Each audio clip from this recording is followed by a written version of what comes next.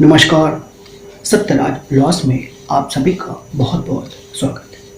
आज का टॉपिक है वन नेशन वन एग्जाम्स, यानी एक राष्ट्र एक परीक्षा। इसके अंतर्गत केंद्र सरकार ने कल 19 अगस्त को एक बहुत ही लाभकारी कानून बनाने का फैसला किया है। वो है नेशनल रिक्रूटमेंट एजेंसी की स्थापना। एस्टैब्लिशमेंट को उन्होंने रिकमेंड कर दिया है। अब कानून बनना है जो बहुत जल्दी कानून बन जाएगा। ठीक, इसके अंतर्गत जो 2.5 करोड़ स्टूडेंट हैं जो कि आरआरबी, आईबीपीएस या स्टाफ सेलेक्शन की तैयारी कर रहे हैं, उन पे बर्डन काफ़ी कम हो जाएगा, खासकर तैयारी से संबंधित, पैसे से संबंधित और समय से संबंधित। अर्थात अब रेलवे का एग्जाम है तो हर जोन अलग अलग रेलवे एग्जाम लेता है, बैंक अलग अलग बैंक एग्जाम लेती है, स्टाफ सेलेक्शन चली एक है। तो एक ही कैंडिडेट अगर तीनों की तैयारी कर रहा है तो बंदा कभी इस जोन में भाग रहा है, कभी इस बैंक की तैयारी में भाग रहा है, कभी उस जोन में जा रहा है, कभी उस बैंक की तैयारी में भाग रहा है। तो अब उनको क्या है कि जहाँ पर जिस एग्जाम में 3 टियर एग्जामिनेशन है, 3 टियर मतलब प्रीलिम्स, मेंस और इंटरव्यू तीनों है, वहाँ पर प्री में जो है उनको काफ़ी रिलैक्स मिल जाएगा। अब उन्हें एक डिस्ट्रिक्ट दूसरी डिस्ट्रिक्ट नहीं जाना पड़ेगा, नहीं यात्रा खर्च, रहने खाने का खर्च और अलग से तैयारी करने की जरूरत नहीं पड़ेगी। सबसे अच्छी बात क्या है कि एनईटी जो है एक कॉमन एलिजिबिलिटी टेस्ट एग्जाम लेगा जो कि काफ़ी कुछ क्लैट की तरह है, यानी कॉमन लॉ एडमिशन टेस्ट की तरह। हालांकि इसमें एडमिशन होता है लॉ के एग्जाम के लिए, इसमें आपको जॉब मिलने की संभावना बढ़ जाएगी। ठीक है, तो कॉमन एलिजिबिलिटी टेस्ट के माध्यम से अब तैयारी के लिए 3 बोर्ड इसमें आ रहे हैं: RRB, railway recruitment board, IBPS, Indian bank services का, और स्टाफ सिलेक्शन। 3 बोर्ड को शामिल किया गया है। इनके जो भी एग्जाम होंगे वो 1 टाइम एग्जाम होंगे, साल में 2 बार होगा। और कहीं भी बंदा जो कॉम्पिटिटिव एग्जाम दे रहा है वो अपने पास के डिस्ट्रिक्ट में ही 1000 डिस्ट्रिक्ट का चयन किया गया है फिलहाल, फिर बढ़ाया जाएगा। तो अपने पास के डिस्ट्रिक्ट में एग्जाम दे सकता है, उसके लिए बहुत ही दूर जाने की जरूरत उस कैंडिडेट को नहीं पड़ेगा। इससे उसको फायदा क्या होगा? समय की बचत होगी, पैसे की बचत होगी और परेशानियों की बचत होगी। ज़्यादा परेशान नहीं होना, यानी कि एक बार उसने एग्जाम दे दिया तो इसकी वैलिडिटी जो है 3 साल के लिए होता है और साल में 2 बार एग्जाम दे सकता है। और सबसे अच्छी बात क्या है कि अगर किसी एक एग्जाम में वो अच्छा स्कोर नहीं कर पा रहा है तो वो फिर से दे सकता है।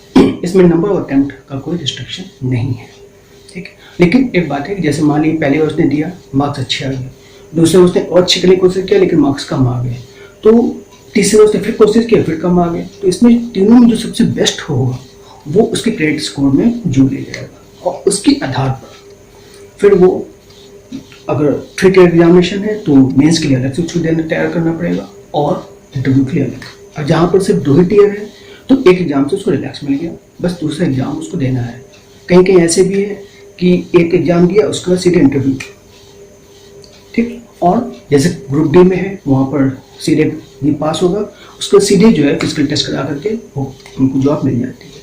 याद रखिएगा, इसको कंप्लीट यानी कि इसको क्वालिफाई करने के बाद कोई जॉब की गारंटी नहीं है ये, क्योंकि एक ग्रेड सर्टिफिकेट देता है कि हाँ you are eligible for such examination. ठीक, पहली बात। दूसरी बात, इसका अलग अलग लेवल का एग्जाम होगा, यानी 10th का अलग, 12th का अलग और ग्रेजुएशन का अलग, तीनों का अलग अलग एग्जामिनेशन होंगे। जो बंदा जिस कैपेबल होगा वो उस टाइप का टेस्ट का मार्क्स स्कोर कर लेगा, इसकी वैलिडिटी 3 साल तक रहेगी। ठीक, और सबसे अच्छी बात इसमें हमें क्या लगा कि बच्चे को ज़्यादा परेशान नहीं होता है। होता क्या था कि अभी प्री का एग्जाम ले रहा है एक बैंक का, तब तो दूसरे बैंक का जो है वैकेंसी आ गई तो उसके लिए जुटना पड़ता था। रेलवे के आ गए तो फिर अलग, एक जोन का अलग, दूसरे जोन का अलग, जैसे मुंबई का दिया या यूपी का दिया या ईस्ट रेलवे का दिया या वेस्टर्न रेलवे का दिया, कहीं का दिया, एक जगह तैयारी कर रहा है, पता नहीं दूसरी फिर वैकेंसी आ गई। तो ये अभी चक्कर नहीं रहेगा, प्रीलिम्स में उसे बस 1 टाइम ध्यान देना पड़ेगा। ठीक है, और जहाँ मेंस और इंटरव्यू है तो उसके लिए अलग से तैयारी करनी पड़ेगी। ठीक, तो ये एक सबसे बड़ा फायदा है। और दूसरी सबसे बड़ी खास बात क्या है कि आप 3 साल तक ये वैलिड रहेगा। और स्कोरिंग में क्या होगा कि एक बार आपने एक प्री कंप्लीट कर लिया तो आपको सिर्फ मेंस का सामना करना पड़ेगा। मेंस की तैयारी करिए, वहाँ पर आपको मेंस से स्टूडेंट आपको मिलेंगे, उन्हें से बीच में रख करके आप अच्छी तैयारी कर सकते हैं। और इस टेस्ट का मेन पर्पस जैसे प्रीलिम्स में होता है कि स्क्रीन आउट यानी शॉर्ट आउट करना होता है, वो पर्पस यही रहेगा, उसमें कोई हेर फेर नहीं किया गया। इसकी इंटेंशन जो रहेगा वो सिर्फ शॉर्ट आउट करना, एक बार में शॉर्ट आउट कर दिया गया कि हाँ ये एक सीरियस स्टूडेंट है, ये नॉन सीरियस स्टूडेंट है। जो क्वालिफाई कर देंगे अच्छे मार्क्स पा जाएगा वो सीरियस स्टूडेंट कहलाएगा, जो क्वालिफाई नहीं करेगा नॉन सीरियस हो जाएगा, तो उसको अलग ही कर दिया जाएगा। इसमें सबसे अच्छी बात और क्या मैंने लगी इस एग्जामिनेशन में जो होने वाला है, जो मोस्ट प्रॉब्ली 2021 से स्टार्ट हो जाएगा। ठीक है, अभी फिलहाल तो ऐसे ही चलेगा क्योंकि अभी तो रिकमेंडेशन हुआ है, उसके बाद चेयरमैन का गठन होगा, फिर मेंबर्स गठित करेंगे, सिलेबस तैयार किया जाएगा, तो इस समय लग जाएगा। हो सकता है 2020 से 2021 से ये प्रोसीजर लागू होगा।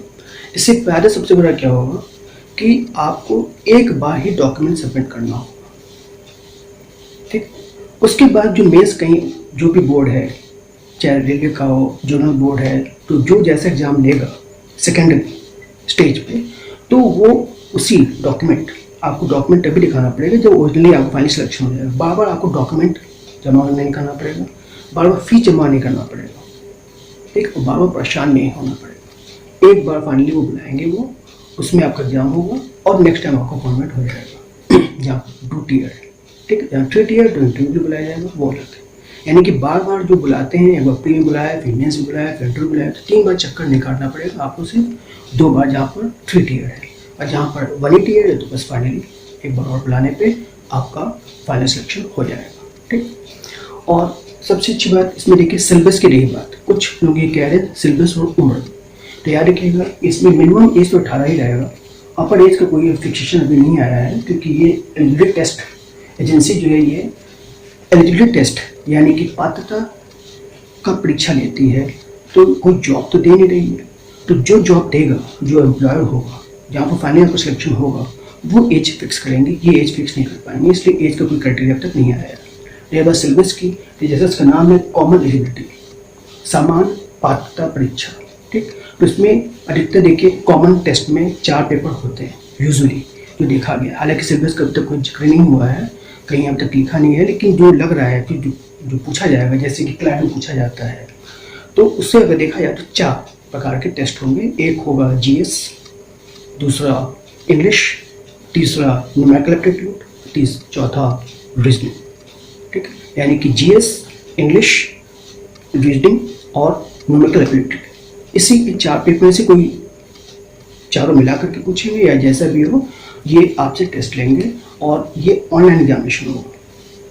ठीक है, तो इसलिए और थोड़ा सा हो सकता है कि डिले हो जाए, क्योंकि उस तरह से कंप्यूटर का सेटअप करना पड़ेगा, और प्री हो सकता है कि ये क्वेश्चन पूछे जाएंगे वो प्रीलिम टाइम के होंगे, मल्टीपल चॉइस क्वेश्चन होंगे, डिस्क्रिप्टिव नहीं होगा।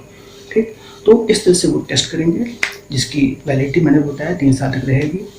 एक बार गलती हो कोई बात नहीं, आप नंबर ऑफ अटेम्प्ट इसमें दे सकते हैं। ठीक है, इसमें सबसे अच्छी बात क्या है कि आपका बार बार परेशान होने की जरूरत नहीं पड़ेगी, बार बार दस्तावेज लगाने पड़ेंगे, बार बार फीस जमा नहीं करना पड़ेगा, और बंदा एक बार निकालने के बाद आराम से सिर्फ मेंस की तैयारी कर सकता है। इसलिए ओवरऑल देखा जाए तो प्रधानमंत्री नरेंद्र मोदी की प्लान बहुत अच्छी है। जैसा उन्होंने सबसे पहले क्या किया उन्होंने कि 1 I card, 1 nation 1 I card, यानी आधार देख लीजिए सबके लिए बना दिया गया। ठीक, उसके बाद अभी 15 अगस्त को उन्होंने घोषणा किया 1 नेशन 1 मेडिकल कार्ड, यानी हेल्थ कार्ड एक बना दिया, पूरे हर जो 130 करोड़ जनता है सबके लिए एक हेल्थ कार्ड बनेगा। फिर अब ये आया 1 नेशन 1 एग्जाम, और इनका एक बहुत ही फ्यूचर प्लानिंग है 1 नेशन 1 इलेक्शन का, यानी कि एक राष्ट्र एक चुनाव। जैसे अधिकतर आप देखते होंगे कभी पंचायत का चुनाव हो रहा है, कभी लोकसभा का चुनाव हो रहा है, कभी विधानसभा चुनाव हो रहा है, तो ये सालों चुनाव होता ही रहता है। तो उसको भी रोकने का प्रयास चल रहा है कि एक राष्ट्र एक चुनाव। इस तरह से देखें तो आम पब्लिक का पैसा, समय और परेशानियां कम करने की पूरी कोशिश यह सरकार कर रही है। आप देख सकते हैं जैसे कि अभी 2 काम तो आप लोगों को कर ही दिया है, जैसे फ्री का डाटा, इंटरनेट डाटा देखिए पहले नहीं था, अब फ्री का डाटा इस्तेमाल कर सकते हैं आप। ठीक, दूसरा एक आप देखिए नेशनल एजुकेशन पॉलिसी लेकर के आए हैं, कितनी अच्छी पॉलिसी है ये। इसमें बच्चा क्या है 5वीं 10वीं पहुँचते आराम से वो समझ जाएगा उसे कैरियर में क्या करना है। उससे परेशान होने की जरूरत नहीं है। नहीं, आजकल के बच्चे जो है, जो इससे अलग हैं, वो हमेशा कंफ्यूज रहते हैं कि मैं करूँ क्या। पूरे ग्रेजुएशन कर गए, पोस्ट ग्रेजुएशन कर गए, डॉक्टरेट कर गए, लेकिन अभी भी कंफ्यूज हैं कि करें क्या ज़िंदगी में। तो ये तय ही नहीं कर पा रहे, क्योंकि हमारी एजुकेशन पॉलिसी उस हिसाब से नहीं थी कि जिससे माइंड डेवलप हो सके, क्रिएटिविटी कुछ डेवलप हो सके। अब न्यू एजुकेशन पॉलिसी से काफ़ी कुछ चेंज आएगा, तो नई पीढ़ी को कम से कम कन्फ्यूजन की पोजीशन नहीं रहेगी। तो ये प्लानिंग बहुत अच्छी है फ्रेंड्स। तो थोड़ा वेट करना पड़ेगा। याद रखिएगा, अभी इस साल के अंत तक आपको जैसे एग्जाम तैयारी कर रहे हैं वैसे ही करते रहेंगे। इसका जो नई जो डेवलपमेंट होगी, जो नया चेंज होगा, वो 1 जनवरी 2021 से लागू हो सकता है, इससे पहले नहीं। ठीक, जो भी हो, स्कीम बहुत अच्छी है, फ्यूचर प्लान के लिए बहुत ही अच्छी है। That's it, thank you for watching video. अगले वीडियो पे हम फिर मुलाकात करेंगे, तब तक के लिए जय हिंद, वंदे मातरम।